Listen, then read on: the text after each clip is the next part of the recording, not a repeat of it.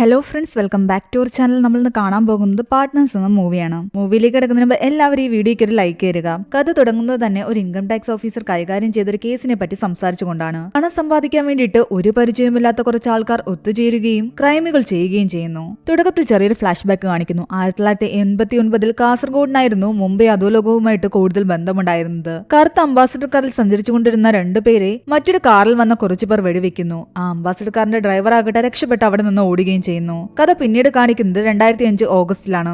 ദേവരാജ് എന്നൊരാൾ income tax ഓഫീസിലേക്ക് വന്നിട്ട് പാർത്ഥസാരഥി എന്ന് പറയുന്ന ഓഫീസറെ കാണുന്നു. ഇരുന്ന് സംസാരിക്കാൻ തുടങ്ങുന്നതിന് മുൻപ് തന്നെ മറ്റു കൊളീഗ്സ് പാർത്ഥസാരഥിയെ വന്ന് കണ്ടിട്ട് പറയുന്നുണ്ട്, സാർ അന്വേഷിക്കാൻ പറഞ്ഞ ആളെ കുറിച്ച് ഒരു വിവരവും കിട്ടുന്നില്ല, പലയിടങ്ങളിലേക്ക് ഞങ്ങൾ പിക്ചേഴ്സ് അയച്ചിട്ടുണ്ട്, കാണുവാണെങ്കിൽ അപ്പൊ തന്നെ അറസ്റ്റ് ചെയ്യാനും പറഞ്ഞിട്ടുണ്ടെന്ന്. അങ്ങനെ പാർത്ഥസാരഥി ആ ഫയൽ വാങ്ങിച്ചു നോക്കുമ്പോൾ തന്റെ മുന്നിലിരിക്കുന്ന അതേ ദേവരാജിനെ പറ്റി തന്നെയാണ് ഇവർ ഇത്രയും ദിവസമായിട്ട് അന്വേഷിച്ചുകൊണ്ടിരുന്നതെന്ന് മനസ്സിലാകുന്നു. തിരുവല്ലയിൽ ജനിച്ചു വളർന്ന ഇയാൾ 10 വർഷമായിട്ട് പൂനെയിലായിരുന്നു. സാധാരണക്കാരനായ ഇയാളുടെ കയ്യിൽ ഒരുപാട് ക്യാഷ് ഈ അടുത്തിടെ വന്നു. അതിന്റെ പേരിലാണ് ഈ ഇൻകം ടാക്സ് ഓഫീസർ അന്വേഷണത്തിന് ഇറങ്ങി പുറപ്പെട്ടത് തന്നെ. നിങ്ങളുടെ കയ്യിൽ എങ്ങനെ ഇത്രയും ക്യാഷ് വന്നു ചോദിക്കുമ്പോൾ അയാൾ പറയുന്നുണ്ട്, പെട്ടെന്ന് വന്നതൊന്നുമല്ല, കുറെ കാലത്തെ ബന്ധം കൊണ്ട് ഞാൻ ഉണ്ടാക്കിയെടുത്തതാണ്. കുറച്ച് ആൾക്കാരുടെ കയ്യിൽ നിന്ന് കൈയും കാലും പിടിച്ച് ഉണ്ടാക്കിയ കാശായത് ഒരു ബിസിനസ് ഡീലിന് വേണ്ടിയിട്ടാണ്. എന്നാൽ ആ ക്യാഷ് എല്ലാം തന്നെ ഇൻകം ടാക്സ് ഫ്രീസ് ചെയ്തു എന്ന് അറിഞ്ഞിട്ടാണ് ഞാൻ ഇവിടേക്ക് വന്നത് തന്നെ. എനിക്ക് എന്താ പ്രശ്നം, എന്തിനാ എന്നെ ഇവിടെ പിടിച്ചു വെച്ചിരിക്കുന്നതെന്ന് ചോദിക്കുമ്പോൾ അവർ തിരിച്ചു ചോദിക്കുന്നുണ്ട്, നിങ്ങൾക്ക് കാസർഗോഡുള്ള ഒരു ഉടുപ്പി ഗ്രാമീൺ ബാങ്ക് അറിയുമെന്ന്. അറിയാമെന്ന് ദേവരാജ് പറഞ്ഞതും ഇയാളെ അറസ്റ്റ് ചെയ്ത് കൊണ്ടുപോകാൻ പറയുന്നു.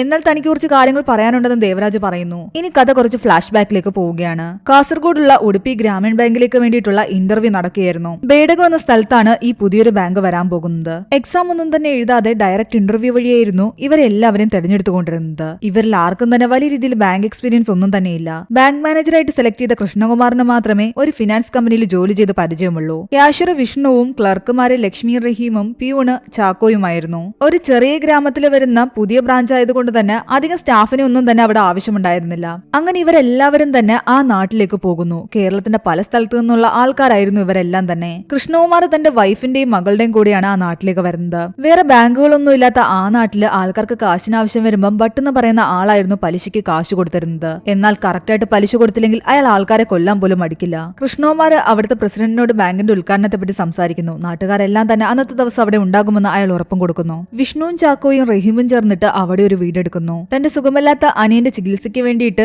ജോലിക്ക് ഇറങ്ങി തിരിച്ചതായിരുന്നു ലക്ഷ്മി. അവള് കാസർഗോഡത്തെ സതി എന്ന് പറയുന്ന ഒരു സ്ത്രീയുടെ വീട്ടില് പേയിങ് ഗസ്റ്റ് ആയിട്ട് താമസിക്കുന്നു. അങ്ങനെ ഉദ്ഘാടന ദിവസം തന്നെ എല്ലാവരും ജോലിക്കെത്തി. കൃഷ്ണകുമാറിനല്ലാതെ വേറെ ആർക്കും തന്നെ ഈ ഫീൽഡിൽ പരിചയമുണ്ടായിരുന്നില്ല. അതുകൊണ്ട് തന്നെ ഇവരെല്ലാം വെച്ചിട്ട് ജോലി എടുക്കുക എന്ന് പറയുന്നത് വളരെയധികം ബുദ്ധിമുട്ടുള്ള കാര്യമാണെന്ന് കൃഷ്ണകുമാറിന് മനസ്സിലായി. കുറച്ചു കഴിയുമ്പോൾ ആ സ്ഥലത്തെ പോലീസ് ഓഫീസറായ ഷാനവാസ് അവിടേക്ക് വരുന്നു. നാട്ടുകാർക്കൊപ്പം ചേർന്നിട്ട് എല്ലാവിധ സപ്പോർട്ടും ബാങ്കിന് കൊടുക്കാമെന്ന് അയാൾ വാഗ്ദാനം നൽകുന്നു. അങ്ങനെ പിറ്റേന്ന് ഒരാൾ ആ ബാങ്കിലേക്ക് ക്യാഷ് ഇടാൻ വരുന്നു. തന്റെ അളിയന്റെ അക്കൗണ്ടിലേക്ക് ഇടാനാണെന്നാണ് അയാൾ പറയുന്നത്. വേറെ ബാങ്ക് ആയതുകൊണ്ട് തന്നെ ബ്രാഞ്ച് മാനേജറോട് ചോദിക്കട്ടെ എന്ന് പറഞ്ഞിട്ട് വിഷ്ണു അയാളോട് പോയി ചോദിക്കുന്നു. നമുക്ക് IFSC കോഡൊന്നും കിട്ടാത്ത കാരണം ഇന്നെന്തായാലും ഇടാൻ പറ്റത്തില്ല, 24 മണിക്കൂറിൽ സെറ്റ് ആകുമെന്നാണ് പറഞ്ഞിരിക്കുന്നത്. അതുകൊണ്ട് ക്യാഷ് എന്തായാലും വാങ്ങിച്ചു വെക്കാനാണ് കൃഷ്ണകുമാർ പറയുന്നത്. ബാങ്ക് തുടങ്ങിയതിൽ പിന്നെ ഒരുപാട് പേര് ലോണിന്റെ ആവശ്യങ്ങളുമായിട്ട് വരാറുണ്ടായിരുന്നു. കൃഷ്ണകുമാർ ഇതിന്റെ ഹെഡായ വിജയെ വിളിച്ച് സംസാരിക്കുമ്പോൾ അയാൾ പറയുന്നുണ്ട്, ആദ്യമേ ലോണൊന്നും കൊടുക്കാൻ നിൽക്കണ്ട എന്ന്, മാക്സിമം ആൾക്കാരിൽ നിന്ന് ഡെപ്പോസിറ്റ് വാങ്ങിക്കുക. ഈ ജോലി ചെയ്യുന്ന എല്ലാവരും തന്നെ പ്രൊബേഷൻ പീരീഡിലാണ്. 6 മാസം ഇവരുടെ ജോലി നോക്കിയ ശേഷം മാത്രമേ പെർമനന്റ് ആക്കൂ. അതുകൊണ്ട് മാക്സിമം ടാർഗറ്റ് അച്ചീവ് ചെയ്യുക എന്നതായിരുന്നു ഇവരുടെ ലക്ഷ്യം.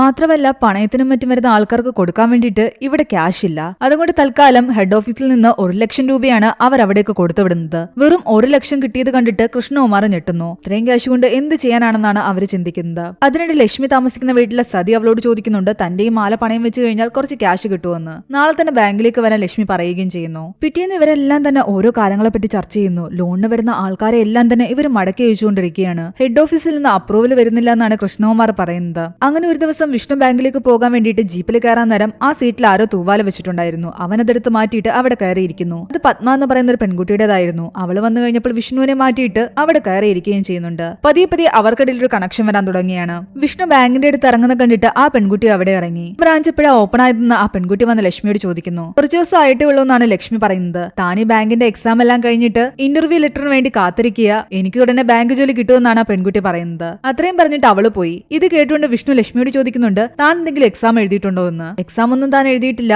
ഹെഡ് ഓഫീസിൽ നിന്ന് ഡയറക്റ്റ് ഇന്റർവ്യൂ വിളിച്ചിട്ട് നമുക്ക് എല്ലാവർക്കും പോസ്റ്റിംഗ് തന്നതാണെന്നാണ് ലക്ഷ്മി പറയുന്നത്. അങ്ങനെ ബാങ്കിന്റെ കാര്യങ്ങൾ നന്നായിട്ട് പോകുന്നു അറിയാൻ വേണ്ടിയിട്ട് ചെക്കിങ്ങിന് വേണ്ടി വിജയും സംഘവും വരുന്നുണ്ട്. എല്ലാവരുടെയും പെർഫോമൻസ് വളരെയധികം മോശമാണെന്നാണ് വിജയ് പറയുന്നത്. ഒരുപാട് ആൾക്കാരെ കൊണ്ട് ഇവിടെ അക്കൗണ്ട് ഓപ്പൺ ചെയ്യിക്കണം, മാക്സിമം ഡെപ്പോസിറ്റ് പിടിക്കണം. അതിന് ഇങ്ങനെ ഇവിടെ ഇരുന്നിട്ട് കാര്യമില്ല, നാട്ടുകാരുടെ ഇടയിലേക്ക് ഇറങ്ങണം. ടാർഗറ്റ് അച്ചീവ് ചെയ്തില്ലെങ്കിൽ എല്ലാവരുടെയും ജോലി പോകുമെന്നും പറയുന്നുണ്ട്. അങ്ങനെ ആൾക്കാരുടെ ഇടയിലേക്ക് ഇറങ്ങി അക്കൗണ്ട്സ് ഓപ്പൺ ചെയ്യാൻ വേണ്ടിയിട്ട് അവരോട് സംസാരിക്കാൻ വേണ്ടി ലക്ഷ്മി താമസിക്കുന്ന വീട്ടിലെ സതി എന്ന് പറയുന്ന ലേഡിയായിരുന്നു. അവർക്ക് എന്തായാലും ഒരു ജോലിയുടെ ആവശ്യമുണ്ട്. സാലറിയുടെ കാര്യമൊക്കെ ഞങ്ങൾ ഹെഡ് ഓഫീസുമായിട്ട് സംസാരിച്ചിട്ട് തീരുമാനിക്കാമെന്നാണ് അവർ പറയുന്നത്. അങ്ങനെ അവര് ആൾക്കാരെ കണ്ട് സംസാരിക്കാൻ ഇറങ്ങുന്ന സമയത്ത് പത്മയെ വഴിയിൽ വെച്ച് കാണുന്നു. പത്മയ്ക്ക് ആ നാട്ടിലെ എല്ലാവരെയും നല്ലപോലെ പരിചയമുള്ളത് കാരണം സതി അവളെയും കൂടെ കൂട്ടുന്നു.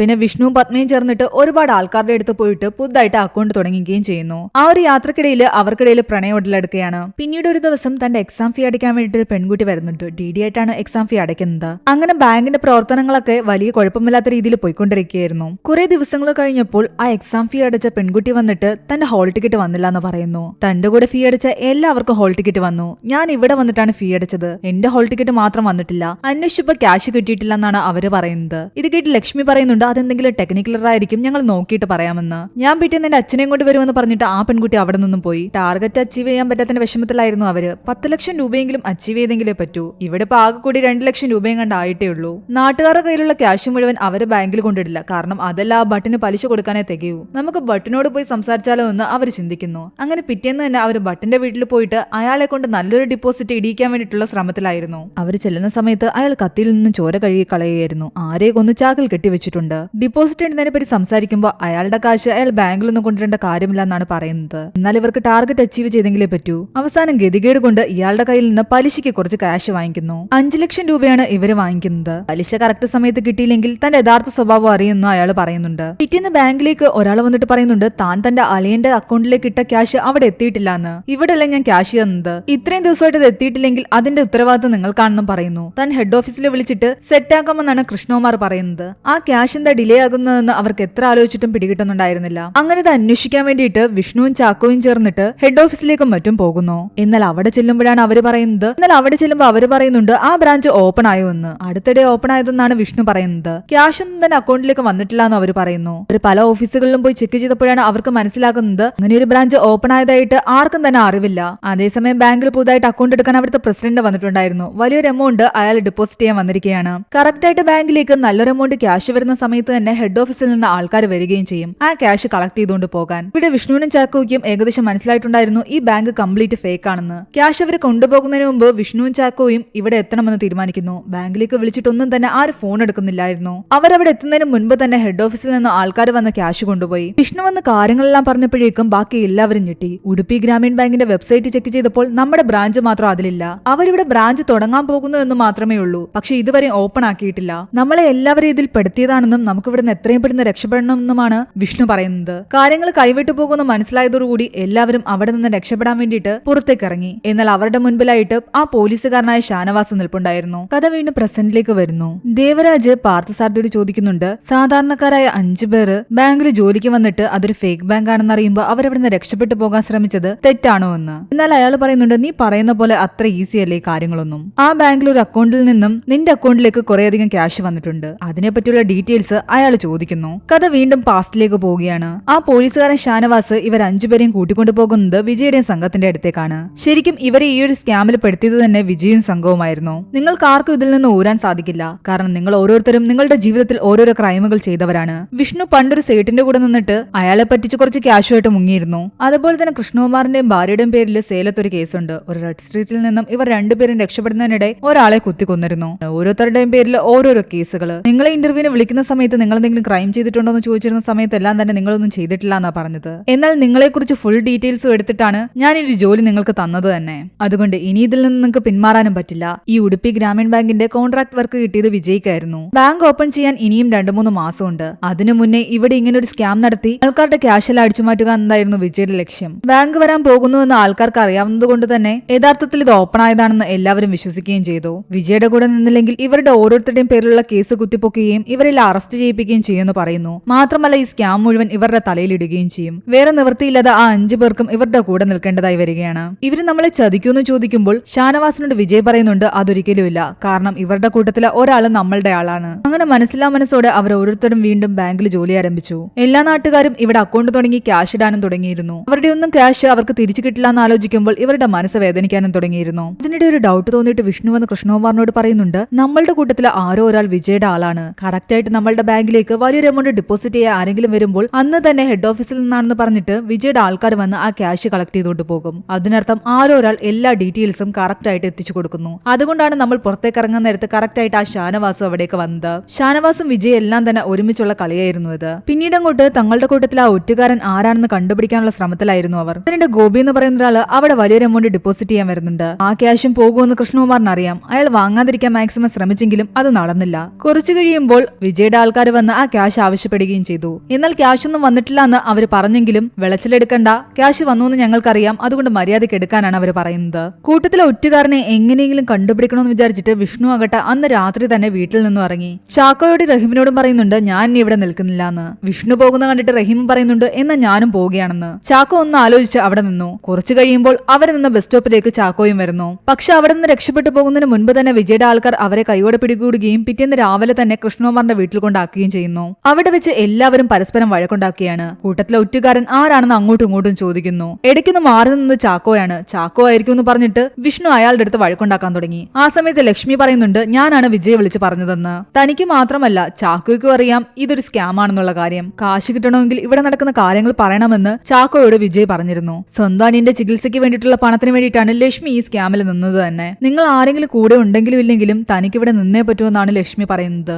അവർക്ക് കിട്ടുന്ന ക്യാഷ് എല്ലാം തന്നെ അവർക്ക് കിട്ടിക്കഴിഞ്ഞാൽ നല്ലൊരു എമൗണ്ട് നമുക്കും കിട്ടും. അത് വാങ്ങിക്കാൻ വേണ്ടി മാത്രമാണ് ഞാൻ നിൽക്കുന്നത്. അങ്ങനെ ഒരു രീതിയിൽ രക്ഷപ്പെടാൻ പറ്റാതെ അവർ അവിടെ തന്നെ നിന്നു. ലോണിന് വേണ്ടി വന്നവരെ എല്ലാം തന്നെ പല കാരണങ്ങൾ പറഞ്ഞ് മടക്കി അയച്ചു. അതിനിടെ ഭട്ടിന്റെ കയ്യിൽ നിന്ന് ഇവര് വാങ്ങിയ കാശിന്റെ പലിശ വാങ്ങിക്കാൻ അയാളുടെ അനുയായി വന്നിട്ടുണ്ടായിരുന്നു. ബാങ്കിലിരുന്ന കുറച്ച് ക്യാഷ് എടുത്ത് പലിശയും കൊടുത്തു. ഇവരിപ്പോൾ ആകെ പെട്ട് നിൽക്കുന്ന അവസ്ഥയാണ്. അയാളിൽ നിന്ന് ഇവർ അറിയുന്നുണ്ട് വിജയ് ഭട്ടിന്റെ വീട്ടിലുണ്ടെന്ന്. അയാൾ എന്തായാലും ഉടനെ ബാങ്കിലേക്ക് വരും, അതുകൊണ്ട് പേപ്പറൊക്കെ ക്ലിയർ ആക്കി നിങ്ങൾ വെച്ചോളാൻ. ഇതിൽ നിന്നും വിഷ്ണുവിനും കൃഷ്ണകുമാറിനും ഡൗട്ട് അടിക്കുന്നു. ഭട്ടുമായിട്ട് വിജയ്ക്ക് എന്ത് ഏർപ്പാടാണ് ഉള്ളതെന്നാണ് അവരുടെ ചിന്ത. ഇത് ചർച്ച ചെയ്യുമ്പോൾ റഹീം പറയുന്നുണ്ട് വിജയുടെ ലക്ഷ്യം നാട്ടുകാരുടെ കാശ് മാത്രമല്ല ഭട്ടിന്റെ കയ്യിലുള്ള സ്വർണ്ണമാണെന്ന്. എല്ലാവരും ഇത് കേട്ട് ഞെട്ടി. അയാൾ ഇനിയൊരു കഥ പറയുകയാണ്. 80കളിൽ നേവൽ പെട്രോളിംഗ് വളരെയധികം കുറവുള്ള സ്ഥലമായിരുന്നു കാസർഗോഡ്. അതുകൊണ്ട് ദുബായിൽ നിന്നുള്ള സ്വർണം കാസർഗോഡ് തീരത്തിറക്കി അവിടെ നിന്ന് റോഡ് മാർഗം കൊണ്ടുപോകുമായിരുന്നു. അന്ന് അതൊക്കെ കൺട്രോൾ ചെയ്തിരുന്ന ഒരു ലോക്കൽ ഡോൺ ആയിരുന്നു CP മൂസ. മൂസയുടെ ഡ്രൈവറായിരുന്നു ഭട്ട്. ആ സമയത്ത് വന്ന കുറച്ച് ഗോൾഡ് മിസ്സിംഗ് ആയി. 200 കിലോയോളം ഉണ്ടായിരുന്നു. അത് കാണാതായി സ്വർണം തേടി ബോംബെയിൽ നിന്നും ആൾക്കാർ വന്നു. മൂസയാണ് സ്വർണം മാറ്റിയതെന്നാണ് ഭട്ട് പറയുന്നത്.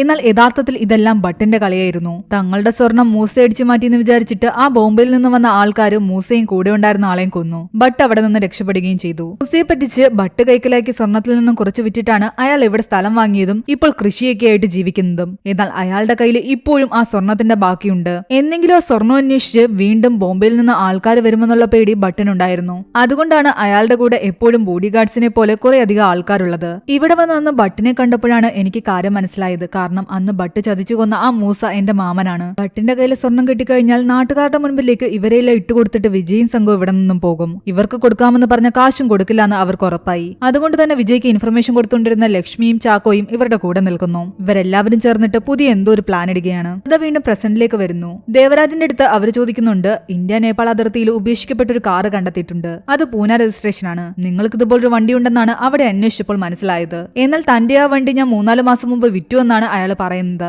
ദേവരാജും വിഷ്ണുവും തമ്മിൽ ഒരു ഫ്രണ്ട്ഷിപ്പ് ഉണ്ടായിരുന്നു. അതുകൊണ്ടാണ് ഇവർ കൂടുതലും ദേവരാജനെ ഇങ്ങനെ ക്വസ്റ്റ്യൻ ചെയ്യാൻ കാരണം. വിഷ്ണു ശരിക്കും ഈ പാർത്ഥസാരഥിയെയും പറ്റിച്ചിട്ടുണ്ടായിരുന്നു. കുറച്ച് മാസങ്ങൾക്ക് മുമ്പ് വിഷ്ണു ആകട്ടെ ഇയാളോട് വന്ന് പറയുന്നു ഇൻകം ടാക്സ് ഭട്ടിന്റെ വീട്ടിൽ ഒരു റെയ്ഡ് നടത്തണമെന്ന്. കാര്യം അന്വേഷിച്ചപ്പോ വിഷ്ണു പറഞ്ഞത് ഇങ്ങനെയാണ്. അന്ന് സ്വർണവും കൊണ്ടുപോയ മൂസയുടെ കൂടെ ഉണ്ടായിരുന്നത് തന്റെ അച്ഛനായിരുന്നുവെന്നും മൂസ ഉൾപ്പെടെ തന്റെ അച്ഛന്റെ മരണത്തിനെല്ലാം കാരണം ആ ഭട്ടാണെന്നും പറയുന്നു. അയാളുടെ കയ്യിൽ ഇപ്പോഴും ആ സ്വർണം ഉണ്ടെന്നും പറയുന്നു. വിഷ്ണു പറയുന്നത് സത്യമാണോന്ന് അറിയാൻ വേണ്ടിയിട്ട് ഇൻകം ടാക്സ് ഓഫീസർ എല്ലാം തന്നെ ഭട്ടിന്റെ വീട്ടിൽ റെയ്ഡിന് വരുന്നു. സ്വർണം അവിടെ ഉണ്ടെന്നുള്ള എന്തെങ്കിലും ഒരു സൂചന മാത്രം കിട്ടിയാൽ മതിയായിരുന്നു അവർക്ക്. വീട്ടിൽ നിന്ന് സ്വർണ്ണമൊന്നും തന്നെ അവർ കണ്ടെടുക്കുന്നില്ല. കുറച്ച് ക്യാഷ് മാത്രം കിട്ടി. ക്യാഷിന്റെ കണക്ക് ചോദിക്കുമ്പോൾ ഭട്ട് പറയുന്നുണ്ട് ആ ക്യാഷ് ഞാനങ്ങ് പോയിന്ന് വിചാരിച്ചോളാം, നിങ്ങൾ കൊണ്ടുപോയിക്കൊള്ളാൻ. ഭട്ടിന്റെ ഉള്ളിൽ മറ്റെന്തോ പേടിയുണ്ടെന്നുള്ള കാര്യം ആ ഓഫീസേഴ്സിന് മനസ്സിലായി. എന്തായാലും കണക്കിൽപ്പെടാത്ത ഈ കാശിന്റെ പേരിൽ അയാളെ അറസ്റ്റ് ചെയ്യാനുള്ള വകുപ്പുണ്ട്. തൽക്കാലം അവര് കണക്ക് കാണിക്കാൻ ഒരാഴ്ചത്തെ സമയം കൊടുത്തിട്ട് ആ കാശുമായിട്ട് പോയി. ഇതിനിടെ വിഷ്ണു ആകട്ടെ പത്മയിൽ നിന്നും അകലുന്നത് മനസ്സിലാക്കി അവൾ അവനോട് കാര്യം തിരക്കുമ്പോൾ അവൻ പറയുന്നുണ്ട് കാര്യങ്ങളൊന്നും നിന്നോട് തുറന്നു പറയാൻ എനിക്ക് പറ്റില്ല, പക്ഷെ ഞാനിപ്പോൾ ചെയ്യുന്നത് വലിയൊരു ക്രൈമാണെന്ന്. അച്ഛനും അമ്മയില്ലാത്ത അനാഥനായിരുന്നു അവൻ. അവനെ ഒരു ദിവസം ഒരു നല്ല മനുഷ്യനാണ് അയാളുടെ വീട്ടിലേക്ക് കൂട്ടിക്കൊണ്ടുപോയത്. അയാളുടെ മകളാകട്ടെ അവന്റെ സ്വന്തം ചേച്ചിയുമായി. വർഷങ്ങൾക്ക് ശേഷം അച്ഛൻ മരിച്ചു കഴിഞ്ഞപ്പോൾ ചേച്ചിയുടെ ഭർത്താവ് അവനെ വീട്ടിൽ നിന്നും പുറത്താക്കി. പിന്നീട് പലയിടത്തും ജോലികൾ ചെയ്ത് ഒരു സേട്ടിന്റെ അടുത്ത് പോയി ജോലിക്ക് ചേർന്നു. അവിടെ നിന്നും പറ്റിപ്പ് നടത്തിയിട്ടാണ് അവൻ മുങ്ങിയത്. ഇപ്പോഴും വലിയൊരു ക്രൈമിൽ വന്ന് പെട്ടു നിൽക്കുന്നു. അതുകൊണ്ട് നമ്മൾ തമ്മിൽ ഇനി കാണാത്തതെന്നല്ലെന്ന് പറഞ്ഞിട്ട് അവൻ പത്മയെ ഒഴിവാക്കി വിടുകയാണ്. ഇതിനിടെ ഭട്ടിന്റെ പുറകെ കുറെ ബോംബെക്കാർ ഫോളോ ചെയ്യുന്നതായിട്ട് അയാൾക്ക് തോന്നുന്നു. ഇതെല്ലാം വിജയ് പറഞ്ഞുവിട്ട ആൾക്കാരായിരുന്നു. മഹാരാഷ്ട്ര രജിസ്ട്രേഷൻ വണ്ടിയായതുകൊണ്ട് തന്നെ ഭട്ട് പേടിക്കുന്നുണ്ട് തന്റെ കയ്യിലെ സ്വർണം തട്ടിയെടുക്കാൻ വീണ്ടും ആ ബോംബെക്കാർ വന്നതാണെന്ന്. സ്വർണ്ണം എവിടെയെങ്കിലും സേഫ് ആയിട്ട് മാറ്റണമെന്ന് അയാൾ ചിന്തിക്കുന്നു. അതിനുവേണ്ടി സഹായം തേടുന്നതും വിജയുടെ അടുത്ത് തന്നെയാണ്. വിജയ് പറയുന്നുണ്ട് ബാങ്കിൽ അക്കൗണ്ടുള്ള ആൾക്കാരുടെ പേരിൽ ബട്ടിന്റെ പേരിലുള്ള സ്വർണം കുറേശ്ശെയായിട്ട് പണയം വെക്കാമെന്ന്. അങ്ങനെ പണയം വെക്കുന്നതിലൂടെ അയാൾക്ക് നല്ലൊരു എമൗണ്ട് കിട്ടുമെന്നും പറഞ്ഞ് ബട്ടിനെ ഇവർ വിശ്വസിപ്പിക്കുന്നു. വീട്ടിലിരിക്കുന്നതിനേക്കാളും സ്വർണം സേഫ് ആയിട്ട് ബാങ്ക് ലോക്കറിൽ ഇരിക്കുമെന്ന് അയാൾക്ക് വിശ്വാസം വരുന്നതോടുകൂടി അയാൾ അത് സമ്മതിക്കുന്നു. അതിനുവേണ്ടിയിട്ടുള്ള പേപ്പറുകളെല്ലാം തന്നെ ശരിയാക്കാൻ വിഷ്ണുവിനോട് സംഘത്തിനോടും വിജയ് പറയുകയും ചെയ്യുന്നു. അങ്ങനെ എല്ലാം കണ്ട് വിശ്വാസമായ ബട്ടാകട്ടെ അവരുടെ ആ ലോക്കറിൽ സ്വർണം വെക്കാമെന്ന് തീരുമാനിക്കുന്നു. കൃത്യമായിട്ട് 150 കിലോ സ്വർണത്തിന് വേണ്ടിയിട്ടുള്ള പേപ്പറുകൾ റെഡിയാക്കണമെന്ന് വിജയ് അവരോട് പറയുകയും ചെയ്യുന്നു. വ്യാഴാഴ്ച രാത്രി സ്വർണവുമായിട്ട് ബട്ട് ഇവിടെ എത്തും. പിന്നീടുള്ള ദിവസങ്ങളിൽ ബാങ്കിന് അവധി കൊടുത്തിട്ട് ആ സ്വർണവുമായിട്ട് ഇവിടുന്ന് മുങ്ങാനായിരുന്നു വിജയുടെ പ്ലാൻ. ആരും തന്നെ അതിനകത്തൊരു മുടക്കം വരുത്താൻ പാടില്ല എന്ന് അയാൾ ഭീഷണിപ്പെടുത്തുന്നു. എന്നാൽ വിജയ് അത് ചെയ്യുന്നതിന് മുൻപ് ഇവിടെ നിന്നും രക്ഷപ്പെടാനായിരുന്നു ഇവരുടെ പ്ലാൻ. ആ സ്വർണ്ണമൊന്നും തന്നെ വിജയുടെ കയ്യിൽ വരാൻ പാടില്ല. ഈ നാട്ടുകാരുടെ കാശും അവർക്ക് നഷ്ടപ്പെടാൻ പാടില്ല. സ്വർണവുമായിട്ട് ബട്ട് വരുന്നതിന്റെ ഇടയ്ക്ക് വിജയ് കുറച്ചു നേരം അവിടെ നിന്ന് മാറ്റണം. അതായിരുന്നു അവരുടെ ആദ്യത്തെ പ്ലാൻ. അങ്ങനെ വ്യാഴാഴ്ച രാത്രിയായപ്പോഴേക്കും സ്വർണവുമായിട്ട് ബട്ട് എത്തി. അതെല്ലാം തന്നെ എണ്ണി അവർ ലോക്കറിലേക്ക് വെക്കുകയും ചെയ്യുന്നുണ്ട്. ആ ബാങ്കിൽ അക്കൗണ്ടുള്ള 600 പേരുടെ പേരിൽ സ്വർണം വെച്ച ശേഷം ബാക്കി കുറച്ചുള്ളത് എന്ത് ചെയ്യുമെന്നുള്ള കൺഫ്യൂഷനിലിരിക്കുകയായിരുന്നു. അത് ഇവിടെ തന്നെ വെക്കാമെന്ന് വിജയ് പറഞ്ഞെങ്കിലും അത് നമ്മുടെ റൂൾസിന് എതിരാണെന്നൊക്കെ വിഷ്ണു പറയാൻ തുടങ്ങി. മാത്രമല്ല ഇവിടെ ഉടനെ തന്നെ ഇൻസ്പെക്ഷൻ ഒക്കെ വരാൻ പോവുകയല്ലയോ, കണക്കിൽ കാണിക്കാത്ത സ്വർണം വന്നു കഴിഞ്ഞാൽ വലിയ പ്രശ്നമാകും. വിജയുടെ പ്ലാൻ പൊളിക്കാൻ വേണ്ടിയിട്ടാണ് വിഷ്ണു അങ്ങനെ പറഞ്ഞത്. ഫേക്ക് ബാങ്കിൽ എന്ത് ഇൻസ്പെക്ഷൻ നടക്കാനാണെന്ന് വിജയ്ക്ക് അറിയാം. പക്ഷേ ബട്ടിനെ സംബന്ധിച്ച് ഇത് ഒറിജിനൽ ബാങ്ക് ആണെന്നാണല്ലോ അയാൾ തെറ്റിദ്ധരിച്ചിരിക്കുന്നത്. അതുകൊണ്ട് ബാക്കി സ്വർണം മറ്റൊരു ബാങ്കിൽ പണയം വെക്കാന്ന് പറഞ്ഞിട്ട് വിജയും ബട്ടിനെയും അവിടെ നിന്നും പറഞ്ഞു വിടാൻ അവർ ശ്രമിക്കുന്നു. വേറെ വഴിയില്ലാതെ വിജയ് ആകട്ടെ ബട്ടിനെയും കൂട്ടി അവിടെ നിന്നും പോവുകയാണ്. എന്നാൽ ആ ലോക്കർ പൂട്ടി അതിന്റെ താക്കോലും കയ്യിലെടുത്തിട്ട് തന്റെ കുറച്ച് ആൾക്കാരെ അവിടെ നിർത്തിയിട്ടാണ് ബട്ട് വിജയുടെ കൂടെ ബാക്കി സ്വർണവുമായിട്ട് മറ്റൊരിടത്തേക്ക് പോകുന്നത്. പോകുന്ന വഴിയിൽ നേരത്തെ വിഷ്ണു പറഞ്ഞ പ്രകാരം ആ ഇൻകം ടാക്സിലെ ഓഫീസേഴ്സ് അവിടെ ഉണ്ടായിരുന്നു. കയ്യോടെ ഇവരെ പിടികൂടുകയും ചെയ്തു. കഥ വീണ്ടും പ്രസന്റിലേക്ക് വരികയാണ്. അതിനുശേഷം എങ്ങനെയാണ് ഈ ദേവരാജും വിഷ്ണുവും കണക്ട് ആയതെന്നതാണ് കാണിക്കുന്നത്. അന്ന് രാത്രി അവിടെ നിന്നും രക്ഷപ്പെട്ട വിഷ്ണു തന്റെ സുഹൃത്തുക്കളെയും കൂട്ടി പൂനെയിലുള്ള ദേവരാജനെ കാണാൻ എത്തിയിരുന്നു. താനൊരു പ്രശ്നത്തിൽ പെട്ടിരിക്കുകയാണെന്നും തങ്ങൾക്ക് താമസിക്കാൻ ഒരു സ്ഥലം വേണമെന്നും ആവശ്യപ്പെട്ടു. അവരെല്ലാവരും വിദേശത്തേക്ക് പോകാനിരിക്കുകയാണെന്നും അതിന്റെ ക്യാഷ് വരാനുണ്ടെന്നും ആ ക്യാഷ് ഇടാൻ വേണ്ടിയിട്ട് ഒരു അക്കൗണ്ട് നമ്പർ വേണമെന്നും പറഞ്ഞു. അങ്ങനെയാണ് ഞാൻ എന്റെ അക്കൗണ്ട് നമ്പർ കൊടുത്തത്. ഇതിലേക്ക് വന്ന ക്യാഷ് ഞാൻ അവർക്കെടുത്ത് കൊടുക്കുകയും ചെയ്തു. അവനോട് ഞാൻ പ്രശ്നം ചോദിച്ചപ്പോൾ അവന്റെ പിറകെ പോലീസാണുള്ളതെന്ന് മാത്രമേ അവൻ പറഞ്ഞുള്ളൂ. ബാക്കി കാര്യങ്ങളൊന്നും തന്നെ എനിക്കറിയില്ല. ഇതെല്ലാം കേട്ടിട്ട് പാർത്ഥസാരഥി പറയുന്നുണ്ട് എന്നെ പറ്റിച്ച പോലെ അവൻ നിന്നെയും പറ്റിച്ചിരിക്കുന്നു. കഥ വീണ്ടും ഫ്ലാഷ് ബാക്കിലേക്ക് പോവുകയാണ്. കയ്യിൽ കൊണ്ടുപോയ സ്വർണവുമായിട്ട് ബട്ടിനെയും വിജയും അവർ പിടിച്ചിട്ടുണ്ടായിരുന്നല്ലോ. അങ്ങനെ ഇവർ ലോക്കപ്പിൽ കിടക്കുന്ന സമയത്താണ് ഉടുപ്പി ബാങ്കിന്റെ യഥാർത്ഥ അധികൃതർ വന്നിട്ട് സത്യങ്ങൾ പറയുന്നത്. അവരവിടെ ബാങ്ക് ഓപ്പൺ ചെയ്തിട്ടില്ലെന്നും ഇതെല്ലാം തന്നെ ഫേക്ക് ആണെന്നും. അത് കേട്ടതും ബട്ട് ഉൾപ്പെടെ എല്ലാവരും തന്നെ ഞെട്ടി. ഇതിന്റെ പിന്നിൽ വിജയാണെന്ന് മനസ്സിലായതോടുകൂടി ലോക്കപ്പിൽ കിടന്ന ബട്ടാകട്ട വിജയുമായിട്ട് അടിയുണ്ടാക്കാൻ തുടങ്ങി. എന്റെ സ്വർണ്ണം എല്ലാം തന്നെ പോകുന്നു പറഞ്ഞിട്ട് അയാൾ ഇങ്ങനെ ബഹളം വെക്കുന്നത് കണ്ട് സംശയം തോന്നിയ പാർത്ഥസാരഥി ലോക്കപ്പിലോട്ട് കയറുമ്പോഴാണ് അയാളുടെ കയ്യിൽ നിന്ന് ആ താക്കോല് വീഴുന്നത് കാണുന്നത്. അങ്ങനെ താക്കോലുമായിട്ട് അവർ നേരെ ബാങ്കിലേക്ക് പോകുന്നു. നാട്ടുകാരെല്ലാം തന്നെ ഇതിനോടകം മനസ്സിലാക്കിയിരുന്നു അത് ഫേക്ക് ആണെന്നുള്ള കാര്യം. ബട്ടിന്റെ ആൾക്കാർ ഇപ്പോഴും അവിടെ തന്നെ കാവലം നിൽക്കുകയായിരുന്നു. അവരെ എല്ലാം മാറ്റി ആ ലോക്കർ തുറന്നു നോക്കിയ ഓഫീസേഴ്സ് ശരിക്കും ഞെട്ടിപ്പോയി. അവിടെ സ്വർണത്തിന്റെ ഒരു കണി പോലും ഉണ്ടായിരുന്നില്ല. ഇത്രയും ആൾക്കാരെ നിർത്തിയിട്ട് ഈ സ്വർണ്ണം ഇവിടെ നിന്ന് എങ്ങനെ പോയി എന്നതായിരുന്നു അവരുടെ ചിന്ത. തൽക്കാലം ഓൾറെഡി പിടിച്ച സ്വർണത്തിന്റെ കേസിൽ ബട്ടിനെ അവർ അകത്താക്കി. കഥ വീണ്ടും പ്രസന്റിലേക്ക് വരികയാണ്. അവിടെ നിന്നും കാണാതായ സ്വർണം വിഷ്ണുവിന്റെ സംഘത്തിന്റെ കയ്യിലില്ലേ എന്നും ആ കാശല്ലേ നിങ്ങൾ ബിസിനസ്സിൽ ഉപയോഗിച്ചിരിക്കുന്നതെന്ന് ദേവരാജനോട് അവർ ചോദിക്കുന്നു. എന്നാൽ അയാൾ പറയുന്നുണ്ട് തനിക്ക് അതുമായിട്ട് ഒരു ബന്ധവും ഇല്ലാന്ന്. വിഷ്ണുവിന് കുറച്ചുനാൾ താമസിക്കാൻ സൗകര്യം മാത്രമേ ഞാൻ ചെയ്തു കൊടുത്തുള്ളൂ, അല്ലാതെ അവരുമായിട്ട് മറ്റൊരു ബന്ധവും തനിക്കില്ല. കഷ്ടപ്പെട്ട് ബിസിനസ് തുടങ്ങാൻ വേണ്ടിയിട്ട് പല മാർവാടികളുടെ കയ്യിൽ നിന്നും വാങ്ങിയ കാശാണത്. ഞാൻ എന്നെ തന്നെ പണയം വെച്ച് വാങ്ങിയ കാശ. അതിന്റെ എല്ലാ രേഖകളും ഉണ്ട്. മാത്രമല്ല ഞാൻ ചൈനയിലേക്ക് തുടങ്ങിയ ഒരു ഇമ്പോർട്ടിംഗ് എക്സ്പോർട്ടിംഗ് ബിസിനസിന്റെ എല്ലാ ഡീറ്റെയിൽസും തന്നെ ഇതിലുണ്ട്. അതെല്ലാം ചെക്ക് ചെയ്യുമ്പോൾ സാറിന് മനസ്സിലാകുമെന്ന് പറഞ്ഞിട്ട് അയാൾ കുറെ രേഖകൾ കാണിക്കുന്നു. അതെല്ലാം വെരിഫൈ ചെയ്യുമ്പോൾ അയാൾ പറഞ്ഞ കാര്യങ്ങൾ ജെന്യൂൻ ആണെന്ന് അവർക്ക് മനസ്സിലാകുന്നുണ്ട്. ഇയാൾക്ക് വിഷ്ണുവിന്റെ സംഘവുമായിട്ട് ഒരു ബന്ധവും തന്നെയില്ല. ദേവരാജനെതിരെ കേസെടുക്കാൻ പറ്റിയ ഒരു എവിഡൻസ് അവർക്ക് കിട്ടുന്നില്ല. അത് മനസ്സിലായതോടെ അയാളെ വെറുതെ വിടുന്നു. ദേവരാജ് പറയുന്നുണ്ട് എന്റെ ഫ്രീസ് ചെയ്ത് വെച്ചിരിക്കുന്ന ആ തുകയൊന്ന് റിലീസ് ചെയ്യുമെന്ന്. അതിന്ന് റിലീസ് ചെയ്തില്ലെങ്കിൽ എന്റെ എല്ലാ ബിസിനസ്സും തകരും. ഇന്നാണ് അതിന്റെ ലാസ്റ്റ് ഡേറ്റ്. അങ്ങനെ പാർത്ഥസാരഥി ഇടപെട്ടിട്ട് ആ ഫണ്ട് പെട്ടെന്ന് തന്നെ റിലീസ് ചെയ്യുന്നു. അങ്ങനെ കുറച്ചു കഴിയുമ്പോൾ അയാൾ ആരെയോ ഫോൺ ചെയ്തിട്ട് ഫാക്സ് വന്നു എന്നൊക്കെ ചോദിക്കുന്നുണ്ട്. പേയ്മെന്റ് ക്ലിയർ ആയെന്ന് മനസ്സിലായതും അയാൾ വന്ന് പാർത്ഥസാരഥിയോട് പറയുന്നുണ്ട് തന്റെ പേയ്മെന്റ് ക്ലിയർ ആയി, ആ കാശെല്ലാം തന്നെ ഇന്ത്യ വിട്ടു പോയി എന്ന്. അയാളുടെ പുതിയ ബിസിനസിന് കൺഗ്രാജുലേഷൻ ഒക്കെ പറഞ്ഞിട്ടാണ് പാർത്ഥസാരഥി അയാളെ അവിടെ നിന്നും പറഞ്ഞു വിടുന്നത്. കുറച്ചു കഴിയുമ്പോൾ ഈ പാർത്ഥസാരഥിക്ക് ഒരു കോള് വരുന്നുണ്ട്.